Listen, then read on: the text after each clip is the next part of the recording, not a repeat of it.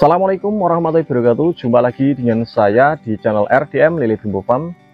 Dalam video kali ini saya ingin membahas 5 poin penting sebelum teman-teman terjun dalam budidaya ikan lele atau ingin buka usaha budidaya ikan lele. Nah, 5 poin penting apa saja yang harus wajib teman-teman ketahui? Di antaranya adalah modal, kolam, pakan, air, ikan. Nah, nanti saya akan jelaskan kelima hal tersebut ya teman-teman ya. Kita mulai dari modal ya. Modal. Jadi untuk proses dalam budidaya ikan lele, modal ini adalah sebagai kunci utama ya. Tanpa modal kita tidak bisa usaha ya. Jadi ketika kita mempunyai modal, kita sesuaikan berapa kapasitas dan kemampuan kita untuk budidaya ikan lele. Jadi jangan sampai kita memaksakan. Semisal contoh ya teman-teman itu modalnya itu mungkin sekitar 1 juta ya mungkin. Teman ingin pelihara ikan 5.000 ekor. Nah, ini tidak sesuai dari anjuran ya teman-teman, karena untuk 5.000 ekor dan uang 1 juta itu tidak bisa untuk kita untuk menghidupi ikan ini, itu pakannya itu kurang teman-teman ya. Nah, supaya teman tidak mengalami berhenti di tengah jalan ya, mungkin teman bisa bertanya atau konsultasi kepada si penjual bibit. Nah, untuk biaya 1.000 ekornya itu menghabiskan pakan berapa kilo, jadi seperti itu. Nah, misal contoh ya, kalau teman-teman bertanya 2.000 ekor itu mungkin habis pakan sekitar 2 kintal ya. Misal contoh teman ya, untuk 2.000 ekor ini untuk pakan 2 kintal itu berapa sak untuk 2 kintal ini? Kalau pakannya itu rata-rata di min 1 dan 2 dan 3 itu kan berat rata-rata kan 30 kilo ya, mungkin 30 kilo. Nah, untuk 30 kilo ini kalau menghabiskan 2 kintal itu kita habis uang berapa, seperti itu ya teman-teman. Mungkin untuk model ini saya rasa teman-teman sudah paham ya. Dan yang kedua adalah kolam. Nah, kolam ini sering sekali disepelekan oleh teman-teman yang terutama yang baru belajar ya atau memulai dalam proses budidaya ikan lele. Nah, untuk kolam itu maksimal minimal itu berapa sih yang harus kita punyai ketika kita budidaya ikan lele. Nah, untuk kolam itu sendiri minimal yang saya anjurkan untuk teman-teman ya, itu kita mempunyai 3 kolam ya, minimal 3 kolam. Itu dengan jumlah peliharaan yang budidaya yang sedikit teman-teman. Mungkin 2.000 ekor ya, 3.000 ekor. Kita mempunyai wajib 3 kolam ya. Fungsinya apa 3 kolam ini? Apakah kita harus serentak tebar semua? Ya tentunya akan diisi semua teman-teman ya. Nah, 3 kolam ini fungsinya nanti ketika kita melakukan proses penyortiran itu tidak itu ada tempatnya lah. Maksudnya ketika kita melakukan proses penyortiran itu ada tempatnya. Ketika kita melakukan penyortiran itu biasanya mendapatkan 3 ukuran. Jadi ukuran bendolan atau yang paling besar, tengah atau rata-rata di tengah ya, atau ukurannya ya seragam, atau sortiran yang terakhir atau yang paling kecil ya. Jadi ketiga ini itu masing-masing ada tempatnya. Nah, untuk kolam itu saya sarankan untuk ukurannya itu ada yang kecil, besar, dan sedang. Jadi untuk teman-teman jika budidayanya itu dengan ukuran kolam yang sama rata itu nggak apa-apa. Yang penting jangan sampai terlalu kecil ya. Kalau bisa itu ada salah satu kolam itu yang ukurannya lebih besar. Karena biasanya dari penyortiran pertama atau kedua itu misalkan bibit ikan lele ataupun ikan lele teman-teman itu ada yang pertumbuhannya besar dan jumlahnya itu banyak ya, mungkin itu nanti teman-teman kalau taruh di satu kolam itu akan tidak muat, seperti itu teman ya. Dan poin yang ketiga adalah pakan ya. Pakan ini sering sekali juga diabaikan oleh teman-teman yang baru belajar, karena saya juga melihat sendiri di lapangan ya, khususnya teman-teman yang sudah pernah membeli bibit di tempat saya. Pakan ini itu sangat penting teman-teman ketahui ya, terutama yang baru belajar dalam budidaya ikan lele. Pakan untuk ikan lele itu ada beberapa jenis merek ya, ada juga ukurannya ya. Dari banyaknya merek itu yang penting ini ukuran teman-teman, ukuran untuk pakan. Nah, jadi kita sesuaikan ketika kita membeli bibit ukuran 35 ya, mungkin 35 ini kan untuk bibit yang masih kecil ya. Itu kita pasti membeli pakan dengan merek PF ya. Tentunya teman-teman harus paham, merek PF ini ada 3 jenis atau 4 jenis kalau tidak salah ya, 3 atau 4. Setahu saya tuh ada 3 teman ya. PF 500, PF 800, dan PF 1000. Nah, untuk ukuran 35 ini teman-teman bisa memberikan pakan dengan ukuran PF 500 ataupun PF 800 ya, supaya tujuannya mempercepat pertumbuhan ikan lele. Nah, terkadang teman-teman yang tidak tahu, mereka membeli pakan itu dengan kualitas yang rendah atau kualitas yang buruk atau murah harganya ya, karena mereka mungkin berpikir, wah ini saya dapat harga pakan yang murah, di tempat sana itu harganya 25.000, di sini harganya mungkin 15.000. Harganya saja sudah berbeda jauh ya. Itu ukurannya pun butirannya sudah terlihat, ukuran besar dan kecilnya sangat jelas terlihat ya, bedanya jelas terlihat. Dan proteinnya, terutama teman-teman harus mengetahui kadar protein ya.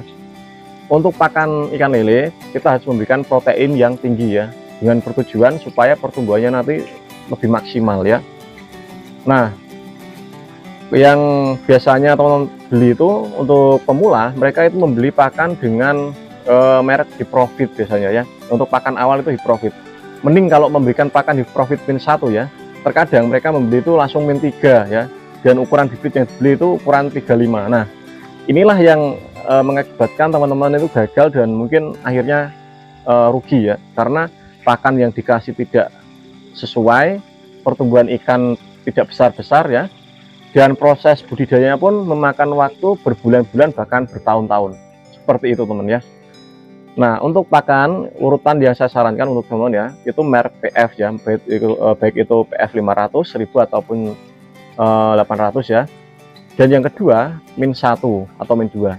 Nah, min 1 atau min 2 itu diberikan ketika usia ikan lele itu berkisar sekitar 2 jari segini ya teman-teman, kurang lebih segini besarnya ya. Itu kita kasih min 1 ataupun min 2 sudah bisa ya. Tapi kalau bisa itu min 1 sampai usia LBG atau remaja itu baru min 2 ya. Kalau remaja kita kasih min 2, dan kalau sudah konsumsi kita kasih min 3, seperti itu teman-teman ya. Jadi tidak asal kita memberikan pakan, yang penting ikannya makan, tidak ya. Nah, untuk pembahasan pakan ini saya rasa teman-teman sudah paham ya. Dan yang keempat adalah air ya. Nah, air ini juga penting teman-teman pahami, karena dalam proses budidaya ikan lele tidak asal-asal kita memberikan air yang kualitasnya buruk ya. Terkadang dari teman-teman itu mereka budidaya ikan lele di tempat yang tidak seharusnya, mungkin di tempat comberan ataupun di got ya, mungkin ada ya teman-teman ya. Ya mungkin teman yang budidaya di tempat tersebut itu mungkin kurang paham atau mungkin hanya sekedar buat iseng-iseng aja. Nah, untuk air ini itu sebenarnya ada teman-teman, ada yang harus teman pahami ya. Ketika kita budidaya ikan lele di kolam ya, misal di belakang saya ini kolamnya ya, itu airnya kita harus jaga ya. Kita menjaga kualitas airnya. Walaupun airnya terlihat jernih, kalau ikannya itu menggantung tidak nafsu makan, maka kita wajib mengganti ya secara total. Baik itu airnya jernih ataupun hijau jernih ya, pokoknya hijau bening maksudnya ya, hijau bening. Kita harus mengganti secara total. Nah, untuk air yang bagus biasanya dia tidak berlendir ya. Teman-teman pasti kalau dilihat secara kasat mata itu kelihatan air berlendir itu biasanya kayak ada semacam kayak busa gitu ya. Ataupun kalau kita masukkan tangan kita itu kayak kalau teman-teman baru belajar sih, saya rasa untuk memahami itu cukup sulit ya, atau belum paham mengenai tentang air yang kental ataupun yang encer ya. Nah, untuk secara analisa itu kita lihat dari ikannya ya. Kalau ikannya itu biasanya menggantung, tidak nafsu makan, dan ada beberapa ikannya sakit, kita harus ganti airnya seperti itu. Ataupun airnya yang berbau atau berubah warna menjadi terlalu keruh, itu kita harus ganti seperti itu teman ya. Tujuannya supaya pertumbuhan ikan lele nantinya bisa maksimal ya, dan ikannya tidak sakit-sakitan ya, seperti itu teman ya. Nah, untuk pembahasan mengenai tentang air ini saya rasa teman sudah tahu dan sudah jelas ya. Nah, yang berikutnya adalah bibit ya, atau ikan. Nah, ikan lele ini teman-teman, ketika kita awal tebar bibit di media kolam, kita tentunya harus membeli bibit dengan kualitas yang bagus ya. Tentunya bibit ikan lele yang bagus itu mempunyai kriteria. Yang pertama, dia tidak menggantung, tidak ada cacat fisik, mungkin agresif ya, terlihat agresif, mungkin untuk nafsu makannya bagus ya, dan tidak ada luka-luka pada tubuh ikan ya. Dan yang penting jangan sampai teman-teman membeli ukuran bibit sortiran terakhir ya, atau pokoknya sortiran terakhir itu jangan dibeli ya. Bukannya tidak mau tumbuh besar teman-teman, tapi untuk proses besarnya itu lebih lama ya, jadi seperti itu. Nah, untuk ikan lele atau bibit ikan lele ini, saya sarankan ketika teman-teman membeli bibit itu belilah di tempat pembibitan secara langsung ya, atau datang ke petani secara langsung supaya kita bisa melihat ikannya dan bisa menanyakan beberapa hal mengenai tentang budidaya ikan lele. Jadi tanpa teman-teman sadari, teman-teman sudah mendapatkan sedikit ilmu dari si petani ya, ataupun si penjual bibit. Nah, apabila teman-teman mungkin belinya itu COD ya, ataupun diantar, mungkin teman-teman akan ada kekurangan. Yang pertama, tidak bisa melihat bibitnya secara langsung. Yang kedua, tidak bisa menanyakan tentang sistem yang di tempat petani. Mungkin teman-teman bisa bertanya ketika si petani itu mengirim ya, itu bisa bertanya, tapi berbeda jika kita datang. Kita bisa menganalisa dari segi kolam, air kocoran, dan lain sebagainya, itu sistemnya itu bagaimana, ini fungsinya apa, seperti itu. Tapi kalau si petani mengantar di tempat, itu biasanya dia tugasnya ngirim ya, ngirim aja gitu teman ya. Jadi jarang sekali yang menjelaskan atau menerangkan mengenai tentang hal-hal yang mungkin teman-teman tidak ketahui, seperti itu teman ya.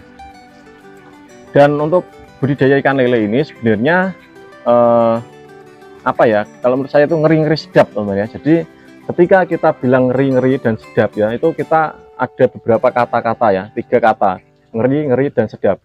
Ketika kita gagal, nah itu adalah hal-hal yang ngeri ya, dan mengalami rugi itu adalah hal yang ngeri ya. Ketika sedapnya, kita sudah melewati ngeri-ngeri tadi ya, akhirnya sedap dan berhasil. Nah, proses inilah nantinya saya harap untuk teman-teman yang sudah berhasil dalam budidaya ikan lele, teman-teman jangan sampai pelit ketika ada dari teman-teman yang bertanya atau dari saudara teman-teman yang bertanya mengenai tentang budidaya ikan lele ya, supaya ilmu tersebut itu selalu